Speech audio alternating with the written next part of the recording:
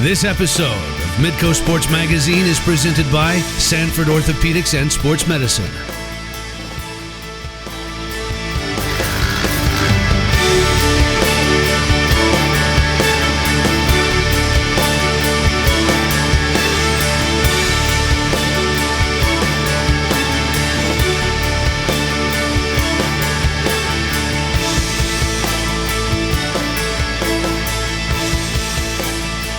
Hello, welcome again to Midco Sports Magazine as we roll into the fall of 2019. Two more original stories this week, along with a look back and an update on one of our favorite stories from the past.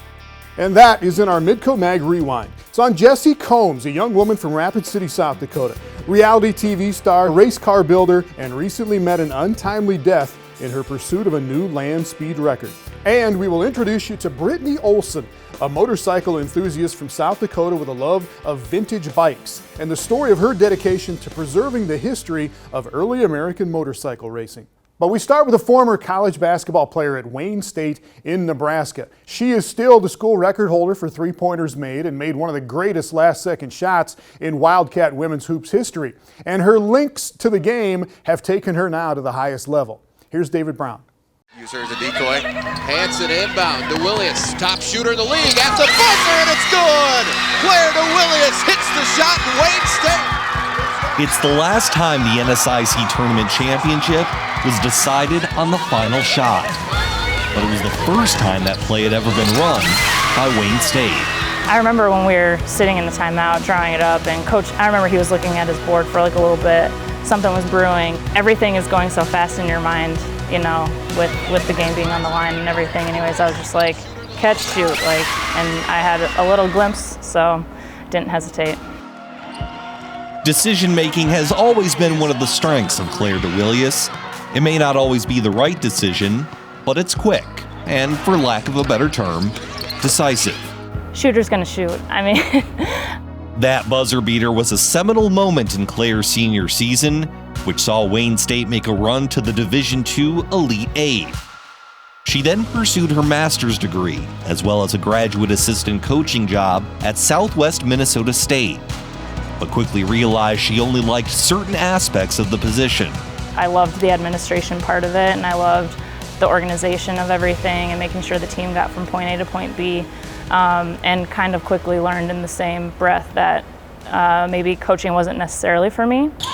It was another decision made with speed and clarity, and it led to an online application for basketball operations coordinator with the WNBA's Minnesota Lynx. When it opened, I was like, oh my gosh, this would be a dream, and to work for a juggernaut organization such as the Timberwolves and Lynx is dream come true. We kind of cast a broad net, and we liked her resume, liked that she was a player, was somebody that was familiar with the area. I got a call, and it was Cheryl Reeve, and she was wanting to know if I could come to Minneapolis to chat about the position. So, yeah, had to catch my breath for a second. Truth be told, if you go into an interview process, you probably have an order of names what you think when you start the process. And Clare actually, came out of the position that she was in to rise to the top. So what exactly put Clare at the top of the list? The moment when she herself was on top of the world. At the end of it, I just wanted to kind of reiterate that I know what it takes to be successful and win. My sister nudged me to show the video of me hitting the game winner when I was at Wayne, so I think she liked that, I think. I remember her loading it up, on YouTube, and seeing her hit the shot, and the excitement, the passion, So I think all of that, she had some homework that she had done about maybe what I would take to, and so she thought that would be a moment that would endear me to her. And did it? It did, absolutely, yeah.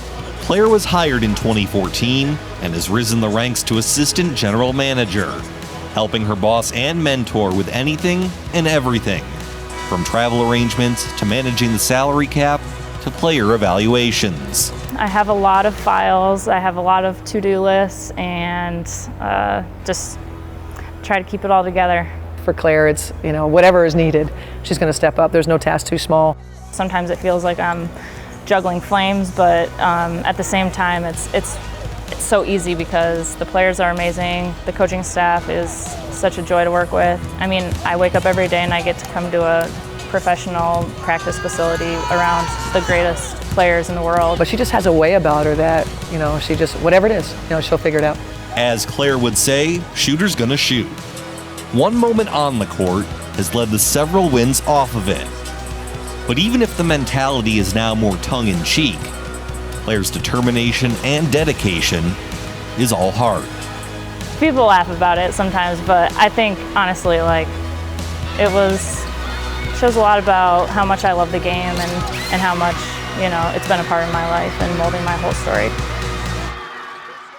And joined by David Brown. All right, Brownie, you hear about how you build a reputation and your reputation will follow you. There's a little story about Clare and her playing days at Wayne State and how something kind of followed her as she was working on her master's degree. Right. She pursued her master's at Southwest Minnesota State, also took a graduate assistant coaching job. She was working in the office one day, found an old scouting report on her from her undergrad days at Wayne State, and it literally said, "Clare will shoot from anywhere." And so while she wanted to be known for her defense as well as her offense, she knows it was pretty much her offense that set her apart in college. Not a bad thing to be known for. All right, what does she want to do next? An assistant with the Lynx right now. Where does she go from there? I think she wants to be a full-fledged general manager, but I don't think she's in a hurry to do so. You have to remember the Minnesota Lynx, arguably the most successful franchise in WNBA history. They have the most championships in league history with 4, 2 of which came with Clare on staff. And so I do think eventually she wants to run her own operation, but she's perfectly content right now in Minnesota. All right, good for her. Thanks a lot, David Brown.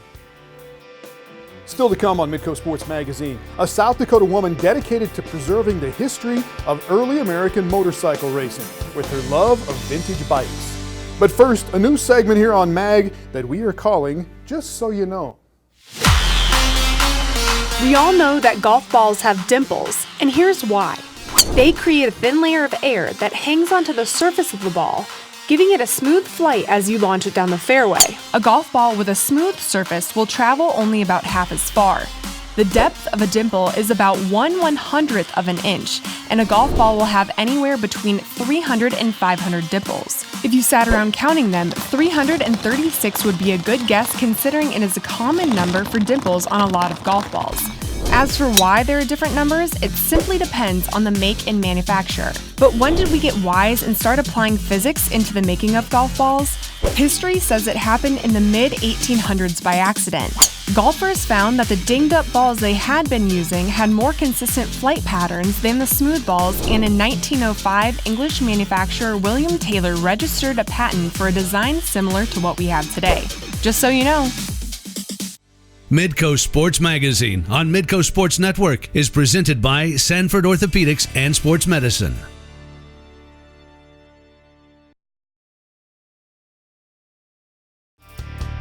Welcome back. Everybody knows about the Sturgis Motorcycle Rally and the bikes and the camping and the concert and the races. And there is one race in particular that features some of the most classic bikes on the planet. It's put together by a South Dakota woman who has a passion for putting history in motion. Here's Jay Elson. Passion is a fuel that burns in all of us. It's something personal, unique, and defining, created in stages, and often uncovered by some influential figure. Just as a young girl, my dad always took the time to teach me about how to work on machines. Brittany Olson figured out pretty early that motors were going to be more than just a hobby. When she was 3 years old, her dad took her to meet professional drag racer Shirley Muldowney, a woman Brittany thought was literally larger than life. Before this big race, he had showed me a movie that was based upon her. But when you're young, you think movies are just fake, they're not real. And when I met her, I thought I was actually meeting the movie star Shirley Muldowney, not the professional drag racer Shirley Muldowney. So she took the time to explain to me that she wasn't a movie star, that was a movie about her. And from that moment forward, I realized I could be a professional racer and I could race anything I wanted to. Olson's passion may have been planted that day, but it was nurtured closer to home. The Thunder Valley drag strip in Marion, South Dakota was a huge part of her childhood. Brittany got involved in every way possible, with hopes of earning the right to race by age 14. As it turned out, she didn't have to wait quite that long. My dad said, okay, it's time for you, for your first race. In that race, I ended up getting second place, and I had tied for first. We had crossed the finish line at the same time, and I was on a stock 200 Yamaha Blaster, and the guy was on a 400 Honda EX, and I was 11 and he was in his 40s. Four-wheelers would be just the start. Olson also dabbled in everything from go-karts to dragsters. As she got older, her focus shifted toward motorcycles, both personally and professionally. By 2009, Olson was customizing motorized bicycles as one of very few women in the industry. And it was that endeavor that led her toward another influential figure, albeit in a roundabout way. One of the events, the Custom Builders events, I had ran into Matt, and Matt said hi, I said hi, and we really didn't say much more or know much more other than, hi, it's nice to meet you, bye, right? Matt and Brittany eventually connected through Facebook, and it was clear from the start that the two were a pretty perfect match. We started going back and forth like, wow, we could really be friends, like we could be more than friends. We just like synced up, Shortly thereafter, he asked me to come out on a real date to come to Aberdeen. And our first date, we worked on his 36 Harley transmission and rebuilt it, and we rode it all over the country that summer. It was something that was just so magical. Just the compassion that we had for each other. We had that same interest of old motorcycles, and we really saw that we could have a lot of fun traveling and building and working together. If you've done something a lot, it's fun to share it with somebody where the enthusiasm is fresh in their mind, and it's fun to teach them. It's fun to see them grow, and it's been a really good time. When the time came to take their relationship to the next level, Matt bucked tradition in favor of something much more practical. When Matt asked me to marry him, I did not get a wedding ring. Instead, I got a 1923 Harley motor. I could have bought her 5 rings for what I paid for the motor, but it just seemed to make more sense. Rings are cool, but we could have a lot more fun with the motor and build a bike around it. It was on that bike that Brittany would finally realize her dream of becoming a professional racer. She's competed in antique motorcycle events all across the country. But there's one particular venue that owns a special spot in her heart. With racing dating all the way back to 1938, the Sturgis Half Mile is one of the most historical tracks of its kind. There's something so spiritual just racing out there too on any motorcycle. It's always a good time. It's always a smooth, fast track. You pull up to the line and you feel all of the other people who have started at that line before. You feel the energy there, and it's unlike really any other racetrack I've been to. That history was recently threatened. In 2015, the city of Sturgis had plans to develop the site into a residential area. Olson, who by that time had also founded a company called 20th Century Racing, felt compelled to do whatever she could to prevent that. Some of the greatest motorcycle racers in the world have raced on that track. And so to let go of that history, to let go of that, it's so hard, especially when your mission statement is to preserve American motorcycle racing history. This is really putting my mission statement to the test in our backyard, essentially. It took some time, but Olson and her business partner, Bruce Eide, were able to sell the folks at City Hall on the idea of an event that would celebrate the speed and tradition of the half mile. They dubbed it the Spirit of Sturgis Vintage Motorcycle Festival. What we do is so historical. It's period correct. People normally see these machines in museums. So for us to be able to show them what the people of the day would have saw when they were the actual new super bike racing of the era, it brings so much joy. The gentlemen and women who are racing these motorcycles, they're extremely passionate about the sport, extremely passionate about the motorcycles themselves. So for us, it's just really igniting that passion and igniting that enthusiasm and showing the world that we can still race these old machines, we can still fix them, we can break them, we can crash them, and we can still have a lot of fun on them as well. After feeling things out for the first couple of years, Olson says the event really took off in 2018. So to see that and to see people filling the stands to witness these old motorcycles race and buying posters and buying our t-shirts, it's a rewarding feeling because it's showing us that we're doing something right. We're doing right with promotions. The only thing that success doesn't buy is a guarantee. Development plans are now on hold indefinitely. but that could change at any time. So for now, Olson and her team are enjoying the ride, pairing passion with preservation and relishing the opportunity to capture the true spirit of Sturgis. To be a host of a race there, and then to also be kind of like a torchbearer of the next generations to come, it feels really nice.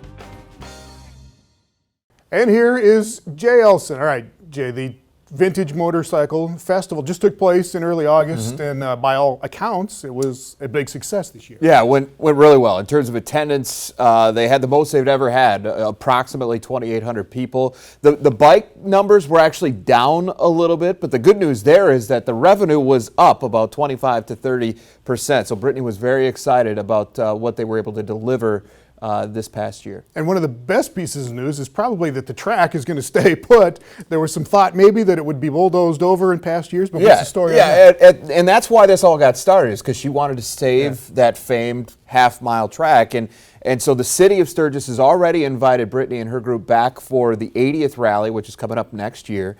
But on top of that, and she's almost more excited about this part, was that they also told her that they are no longer the only interested parties in the Sturgis half mile, which means, only increases the viability of that racetrack going forward. Up next in our Midco Mag Rewind, South Dakota native, TV star, race car builder, and land speed record holder who passed away recently doing what she loved. We'll take you back to 2014 and our story with Jessi Combs. Midco Sports Magazine on Midco Sports Network is presented by Sanford Orthopedics and Sports Medicine.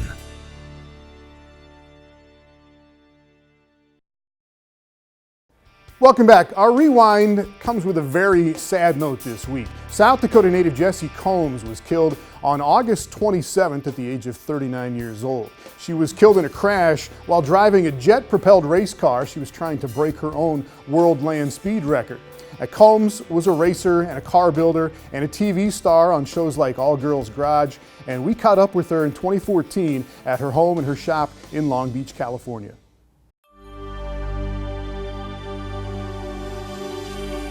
To an outsider, the landscape of western South Dakota is merely a highlight to an otherwise flat and forgettable stretch of American countryside. But those that truly understand and embrace the lay of this land view it as one of nature's perfect playgrounds. You have all sorts of diverse terrain between the Badlands and the hills and the rocks and the prairies even. I mean, there's so many different things that you can do in the state of South Dakota that a lot of people, I think, have no clue how amazing the state really actually is. Jessi Combs knows full well she spent most of her childhood exploring the unlimited recreational opportunities that Rapid City and the surrounding area have to offer. I mean, we could go rock climbing, we could go cliff jumping, we could go motorcycle riding, we could go racing. There's so many different things to do that I think because of all of those things to do, that's kind of led me into this, I guess you could say, world of extreme things. I love taking risks, and South Dakota was one of those places that you could take those risks in somewhat of a conservative state where it was still actually allowed to go out and kind of break the rules or go out and break the barriers, I guess you could say, and still get away with it. Combs developed a fascination for the machines that helped her break those rules. But she wanted to do more than just drive them. She wanted to understand them and ultimately create them. After passing up a full-ride scholarship to a prominent interior design school and a brief attempt at a professional snowboarding career, Combs made her way to Wildcat in Laramie, Wyoming, where she earned a degree in custom automotive fabrication. I can pretty much build a vehicle from the ground up. Chassis fabrication, street rod fabrication, paint, body, trim, upholstery, high-performance engines, you name it, I can pretty much do it. She didn't just do it, she did it well.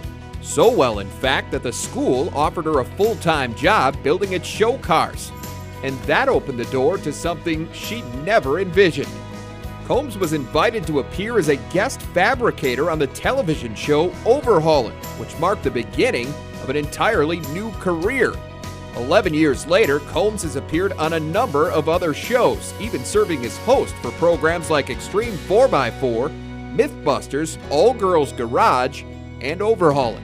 When I was going to school, I fully thought that I was going to be going back to Rapid City, South Dakota to build motorcycles, and that's what I thought I was going to do. And then this whole little side path came about, and here I am, kind of I hate to say it because I don't think that I am, but I'm somewhat of a celebrity now, so it's kind of weird.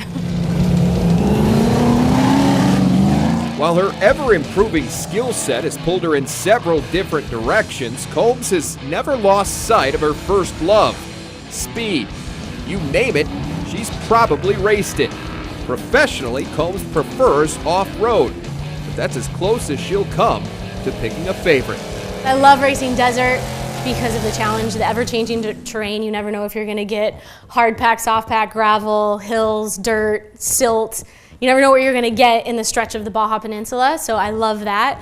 I love racing Ultra 4 because you got the mix of rocks and it's a dual-purpose built vehicle. And then rally is something that there's car control. There's massive car control that you don't necessarily need to have in anything else. Flinging your car around, driving sideways over a crest, it's kind of awesome.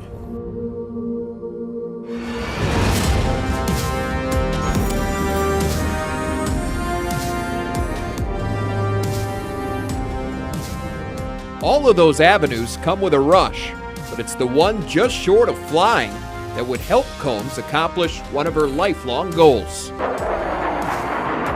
I want to be in the Guinness Book of World Records, and I don't think I'd have the patience to actually grow the longest fingernails in the world. You know, like, what was I going to do to be in the Guinness Book of World Records? Well, why not be the fastest woman on 4 wheels? It makes complete sense for what I do and what I love to do, and I love going fast, so when that opportunity presented itself, I had to say yes. The opportunity came in the form of the North American Eagle Supersonic Speed Challenger, which is an F-104 fighter jet without wings. The North American Eagle is set to break the overall land speed record, which is set at 763 miles an hour right now.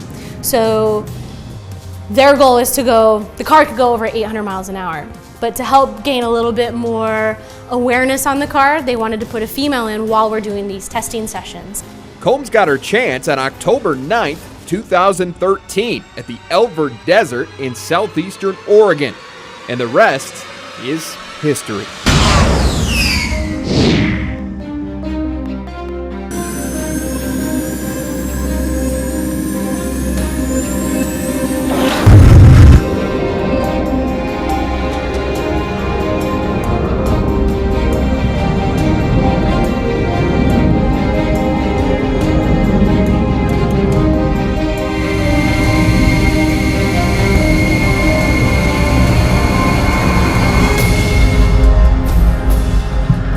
Combs' official mark of 392.954 miles per hour with a top speed of more than 440 shattered the previous land speed record for women, which had stood for 48 years. What was the number? Good. Oh, that feels so good! By nearly 85 miles an hour. Give it to him. 440.4. Those that know Jessi Combs realize the record is just a chapter in what has become a pretty incredible story. They also know that Combs has no intention of slowing down, because limits are the one thing this South Dakota native refuses to accept. One of the things that I think of why I've had so much success is that I've been open to a lot of opportunities that have come across my path. If I decided that, hey, I'm just going to go back to South Dakota and I'm going to build motorcycles, I wouldn't be where I am today. Don't get me wrong, if I could just get paid to drive every single day, I would love it, but then I'd be missing out on building things in the garage. And if I was just building things in the garage, then I wouldn't be able to share that with the rest of the world on television. So I think the spectrum that I have going here is a well-balanced spectrum where I can have the exposure, I can have the fun, and I can still use my skills all in the same turn. Jessi's family released a statement following her death. It included, in part, these words: Jessi's bright smile, positivity, and tenacious pursuit of her dreams inspired everyone who met her. She lived fearlessly, and her legacy lives on in the countless lives she touched.